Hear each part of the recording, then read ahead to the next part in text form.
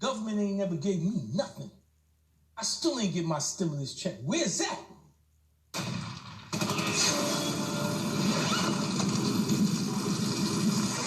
Respond to, I want to respond to Mr. Charlemagne, he called himself the God. Oof, vain son of a bitch. But anywho, Charlemagne the God.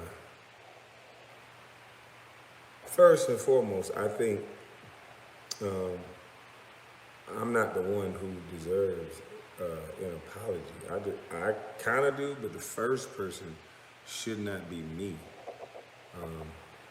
It should be, in my opinion, from listening to this young lady talk on Star, her mother, and all of that, in my opinion, I don't know what happened in any case or anything like that.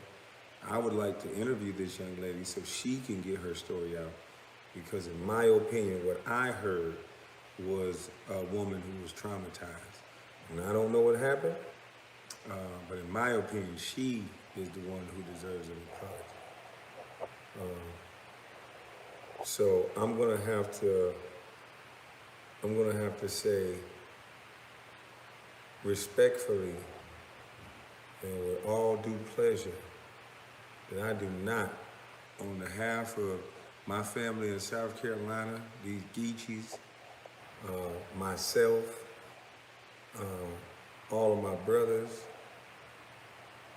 my 16-year-old son that didn't know that bullshit, and all the people in America that did not know that bullshit. So on behalf of all of us, I have to say, fuck your apology.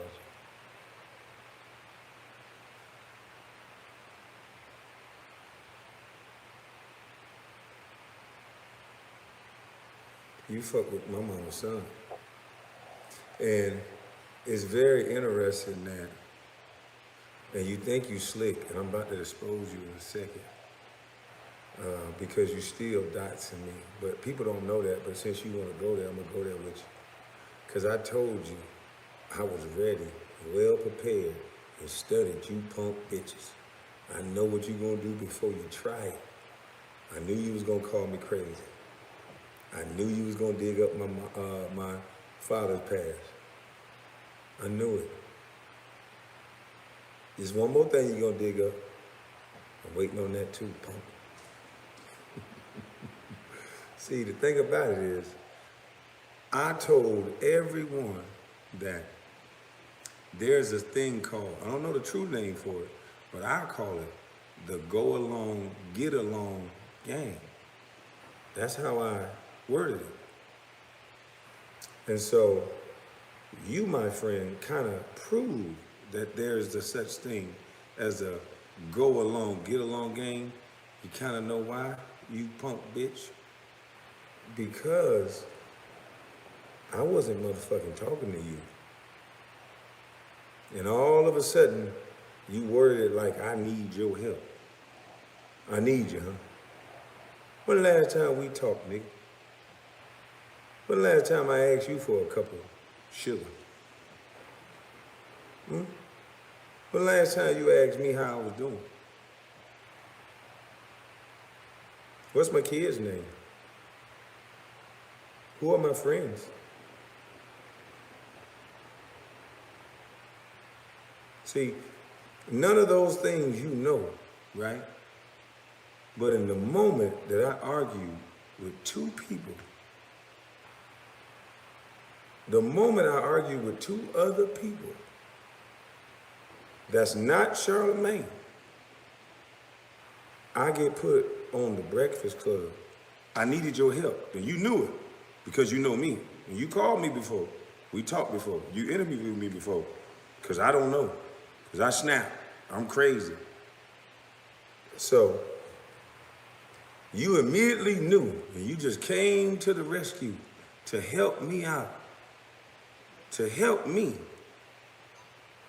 motherfucker, by saying that my father beat a woman with you know what, and my brother pow pow and then pow pow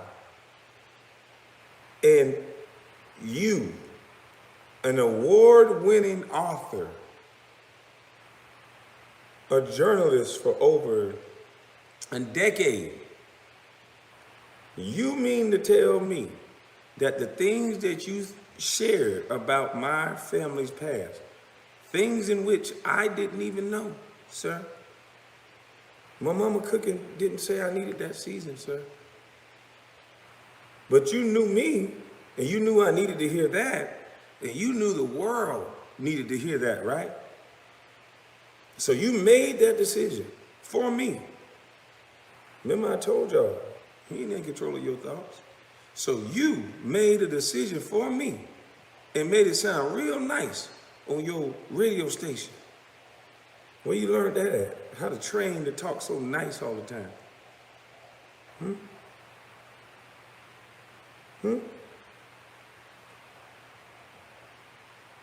So you thought I was just gonna cuss, fuss, and jump around all day,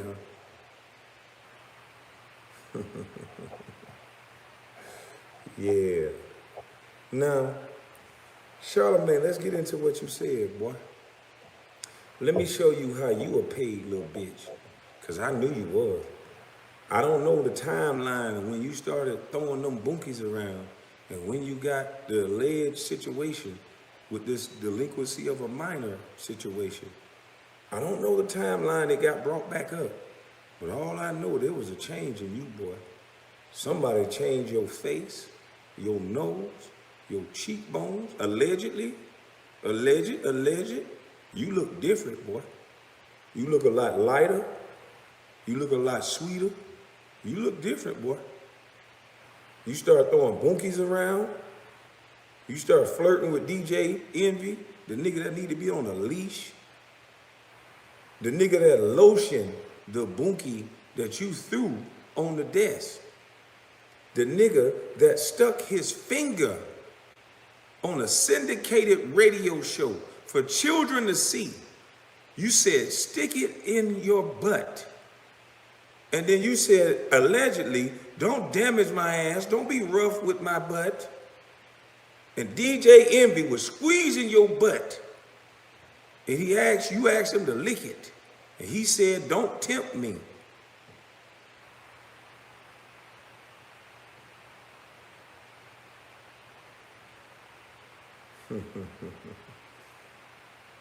You fucking with my mama's son. So, Charlamagne, that funny business you started doing, I think you owe somebody something, boy. You know why? Because you still dox me in your apology. Let me tell you, because you think you smart. Raccoon face. I still see you as that raccoon. That was right before you owed somebody something. Because somebody done dress you up, bitch. So, in my opinion, allegedly, I think so. I just snapped, like you say. And even as you tell your story, sir, you claim that you was helping me in your story. And as you tell the gory details of this murders and all these men, first of all, you say my little brother is in prison for life for a murder that he did 3 years ago, and my little brother at work.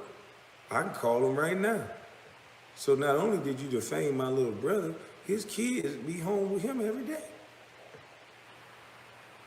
That's the brother I was raised up with. You saying you know my sister well, that bitch, you don't know me. You never seen me a day in your motherfucking life.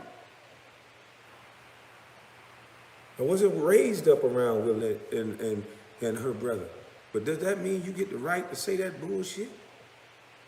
And then how you tied me into it, because I heard some lawyer from Atlanta who said, yeah, Kwame would lose a defamation of character lawsuit because he didn't really say nothing about Kwame. Well, what I heard you say about Kwame, you said, see, all the men in Kwame's family is violent and they have a tendency to snap. And maybe this bus stuff is getting to Kwame Brown. You talked towards my mental state. You said maybe this bus talk is finally getting to Kwame Brown and he might be likely to snap. How you know all that, sir? How you know all that? You sure know a lot about a man that you never talked to. You talk to everybody you claim you know that they didn't raise up around me. And you say it's public records, but you never looked up those public records. So just one day you forgot. You said you forgot, and it just came to me. You thought about it the other day. Something just made you think about Kwame's daddy and public records on Kwame's daddy. And you had to go on White Daddy's show and say Kwame's daddies, his brother and his brother are murderers. And then all week, I'm moving with violence. Everybody's saying this shit. Jamil Hill, all the news stations, Rob Parker, and that Brouchard pencil-faced bitch. Everybody's talking about how aggressive I am and violent I am. All the while, some light-skinned, pretty-haired bitch was offering me to his, well, I said, you motherfucker said we was joking. Still think they ain't doxing me? Charlemagne, you think you smart, sir? My father, this how easy it is to beat you punk bitches. Cause you're so used to people backing down from your punk ass. And first of all, people on YouTube, give yourself a round of applause. Give yourselves a pat on the back. Everybody who shared my live, everybody who, y'all helping that young lady, if y'all don't know it or not. Everybody who shared it, everybody who talked about it, everybody who brought up his situation, you guys are the one who got that apology. That is the only reason why he's apologized, by the way. Because I know that you're still doxing me, sir. See, because you didn't see that over there. But I told you I was geeky, bitch. You can't see. But Charlemagne, you from Monk's Corner, so you should know better. But you don't. Because they got you on that leash that Charlotte, they got you on that leash that Envy got his wife on. She allegedly, probably, I think,